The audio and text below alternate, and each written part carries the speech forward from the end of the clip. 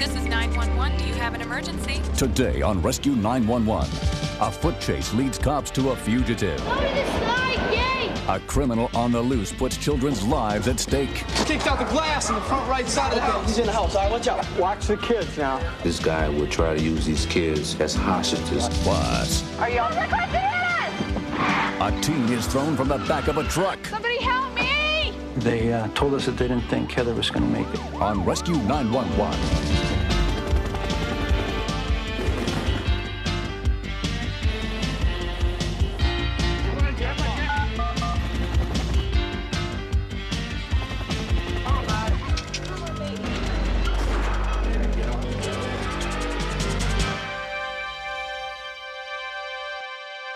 While thousands of people partied on the streets of New Orleans, waiting for the countdown to the new year, police were combing an exclusive neighborhood for a suspect wanted in an armed robbery who had fled on foot after allegedly shooting at an officer.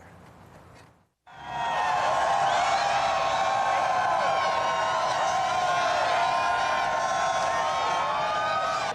to the side gate! At about that time, we see two young boys stick their head out of a window on the third floor. We wanted to keep constant communication with them to make sure that the doors were locked to the rooms and just keep their head in the window. Yeah, to the right. Their great aunt was also inside of the home, but she was on the first floor.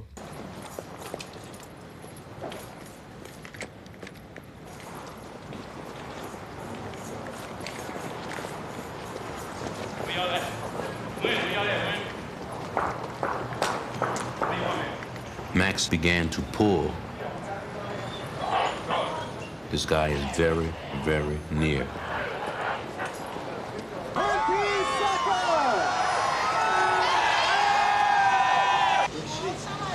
Somebody just triggered my alarm and started getting my bedroom door. Someone's in the house? That's what she's saying. How do I get in your house? Somebody's right outside my door. Can you open your window? I can't. These are on electric things. How do I get inside the house?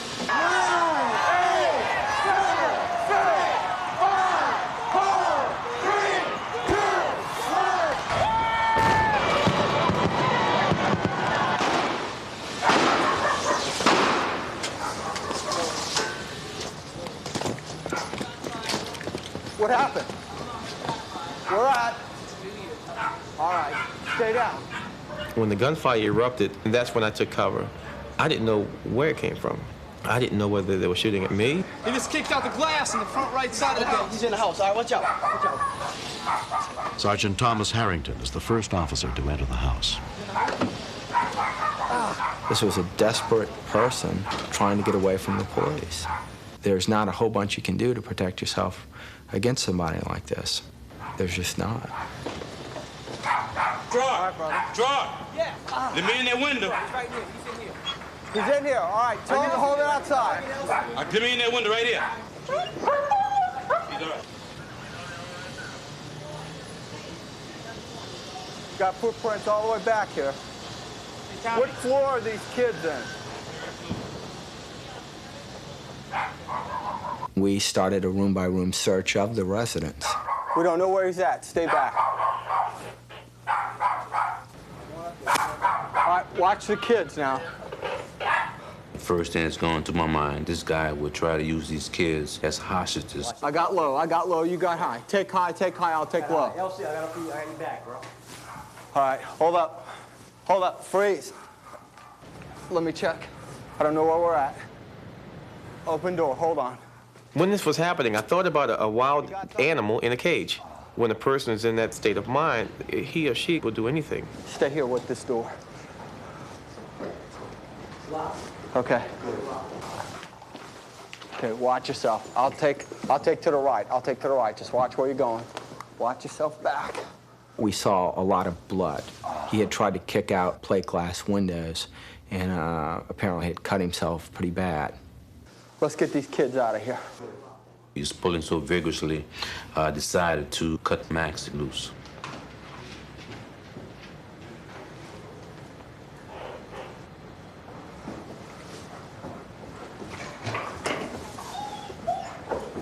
Free! Get it! Where the dog is. Let K9 get the dog, man. We don't want to get bit up, right?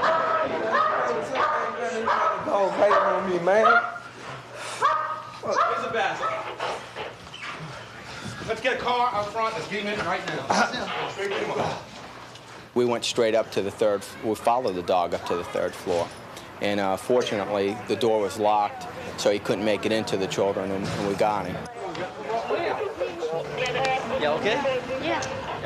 The two young boys, Liam and Robert, and their great aunt, Virginia, are unharmed. Police told us to go, lock the door, and yell by the window, and just don't answer to anybody. You know we were out here and we were going to make sure you guys were safe, so... Let nothing happen to you. No, we wouldn't let anything happen to you. Of course we were scared. Yeah, we were afraid. We thought that you would come up and like break the door down and hold us up. I was just shocked that somebody had broken in this house. Sort of like a fortress right here. Pushing on the door right here? I mean, I had it locked. I always lock mine. And so I told him, no, I was not coming out, so I took out my electronic screen over there. I was very glad to see them. I'm glad it's all safe. Sound. Y'all did good upstairs, I was very concerned that my children may have been harmed, so I was relieved. And I was concerned about my aunt, who lives on the first floor of the house. And I discovered that she was okay, and that's really all I cared about, was to make sure that everybody was all right. I'm worried about you being safe. You got the flu. I'm glad y'all are safe. You got the flu. Y'all are safe. Y'all did a good job. I think that the New Orleans, the police department, #1. I am so happy with those guys. I could cry. They did a great job, and they took care of my family. And I can't thank them enough, and it brings tears to my eyes because they did a good job. It was a situation that could have turned into a tragedy, but all we have are broken windows. My hat goes off to every one of them. The suspect pleaded guilty to armed robbery and was sentenced to prison. A second suspect was picked up the next day, pleaded not guilty, and is awaiting trial. Next. I have never known fear, true fear, until that day. She would tell me it's all my fault, I shouldn't have done this. Somebody help me!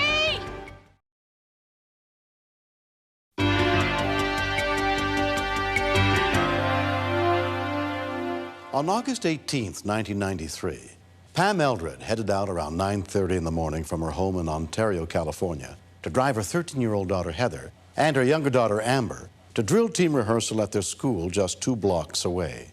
Pam was always careful when it came to her children's safety. But on that day, she made a decision that left her only with regret. Heather wanted to ride in the back of the truck. And it was just one of those mornings where a teenager tends to sometimes get away with a lot by getting in your face saying, "Come on, Mom, please, you're so paranoid, you're so overprotective." I've driven for years and years and never been in an accident. I wasn't going far. I wasn't going on any main streets, and I thought we'd be safe.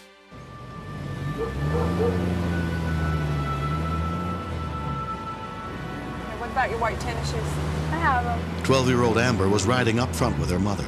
Heather's sitting in the back there. Can you knock on the window and tell her to move? I'm afraid she's going to fall out. Heather! I said to move not so close to the tailgate in case the tailgate fell open or something. Okay, I'm going to have to pull over. My mom told her to just move to the middle or the side. I want to basically be like Heather because she always made my days happier. But she's always been real stubborn. Okay, do you have the candy bag? Yeah, they're in the back of Heather. What about your partners? Who are you going to be in the room with? I have Lacey and Andrea. So you got older girls because they've been there before? After drill team, I'll take you. I think Heather needs them too. Okay. Are you all...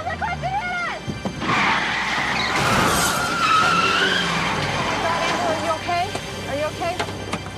I looked in the rearview mirror and Heather wasn't there. Heather! God, where's Heather? Amber, where's Heather? Oh, God, she's right there. Heather! Oh, God! I have never known fear, true fear, until that day. Heather!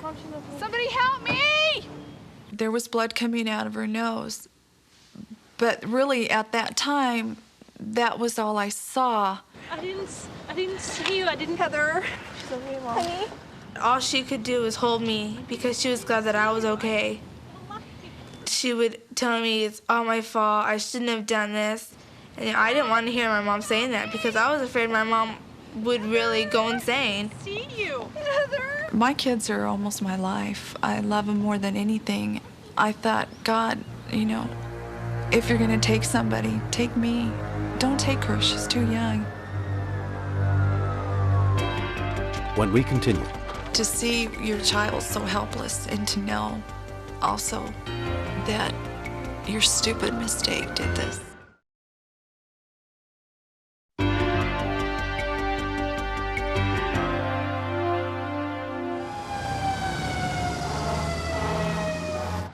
Pam's close friend, Tammy Marion, happened to be driving by the scene of the accident.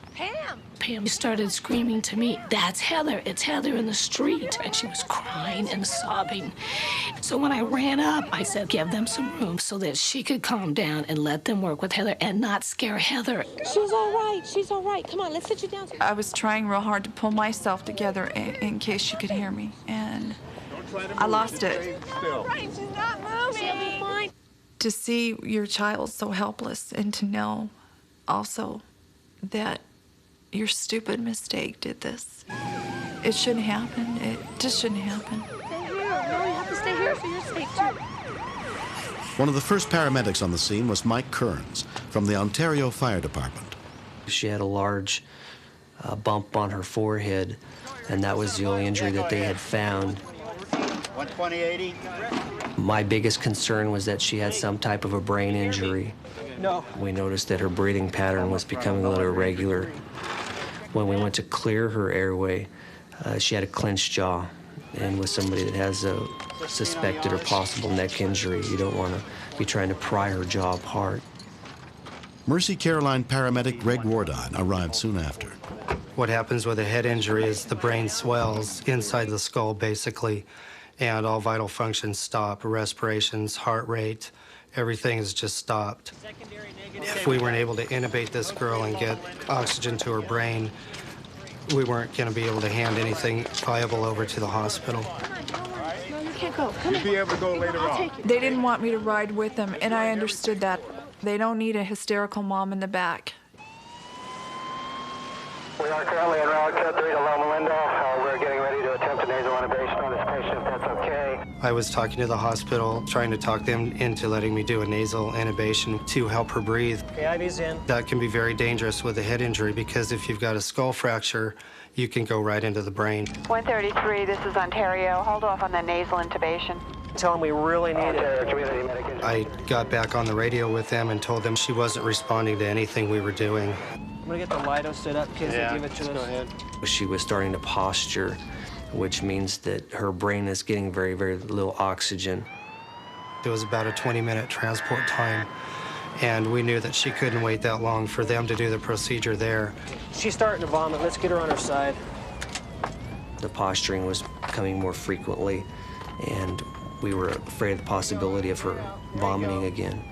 So we called back again and said, we really need to do this. If this girl has a chance, we need to do this. We're turned right now. We got our hands full. On seeing the patient's teeth were clenched, we'll go ahead and check that again, see if we can get an oral in her. If not, we would really like to try to nasally intubate this patient. I know what they're thinking, but it's our only choice. It had gotten to the point where I was going to go ahead and do it and suffer the consequences when I got to the hospital, because it was either done right now or it's not done, and she is basically an organ donor after that.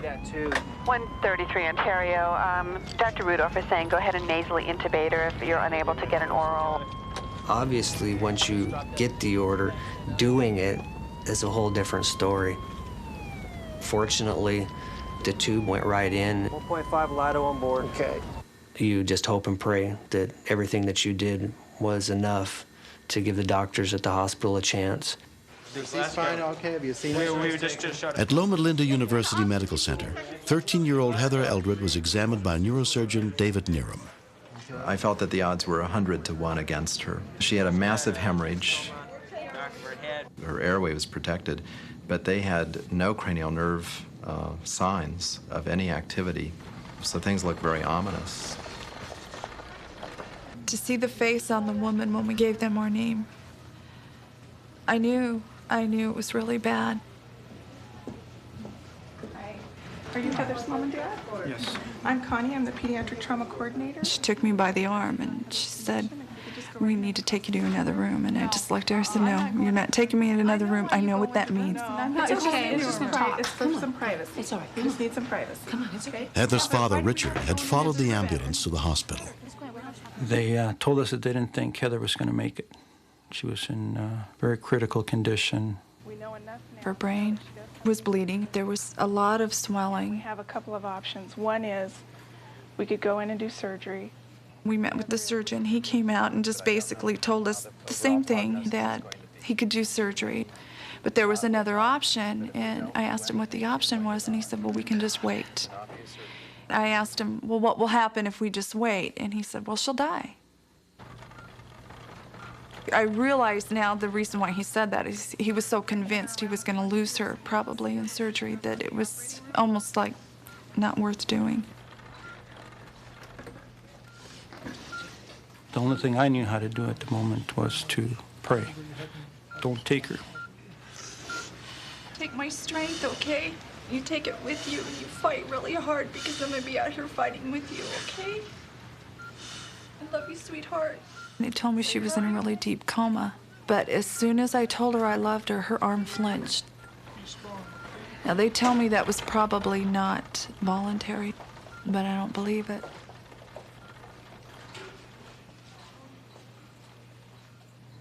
When the doctor came in after the surgery, he just looked different.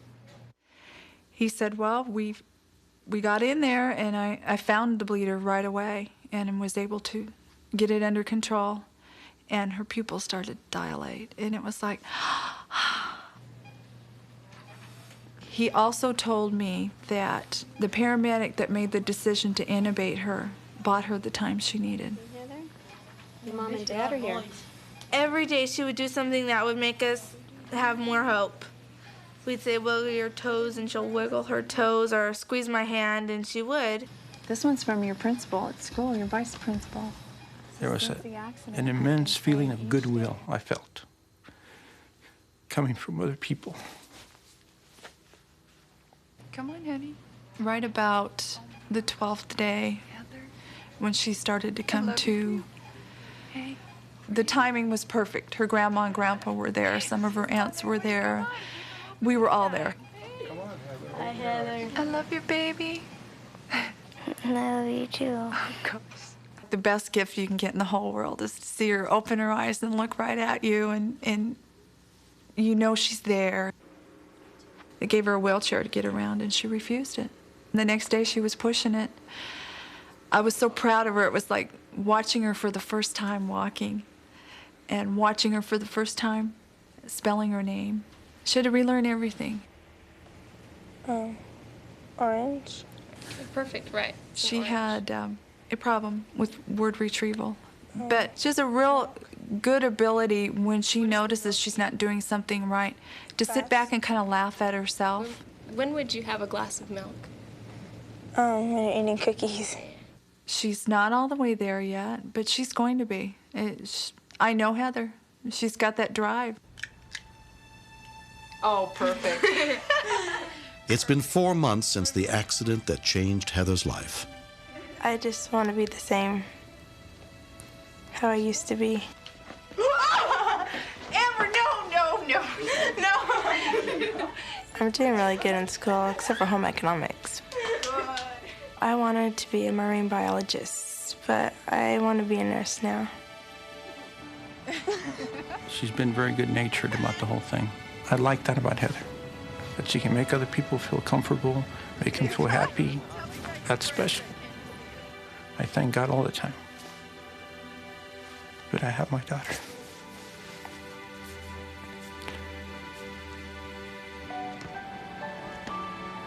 The paramedic that insisted on intubating her, he saved her.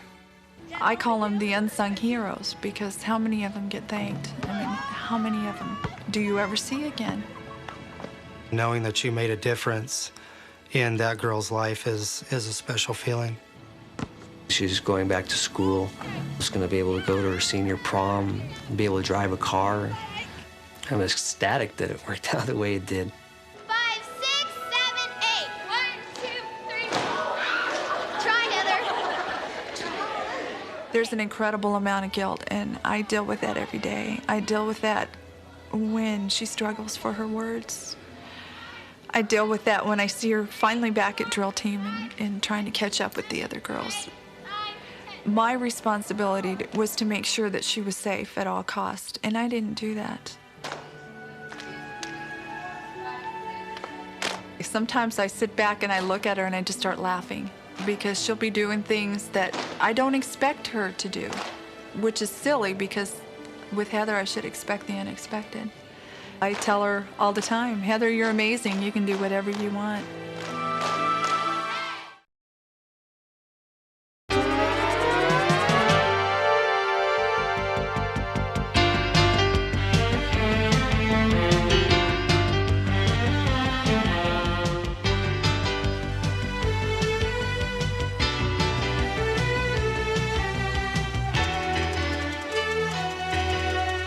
Mr. Shapiro, step out of the car, please.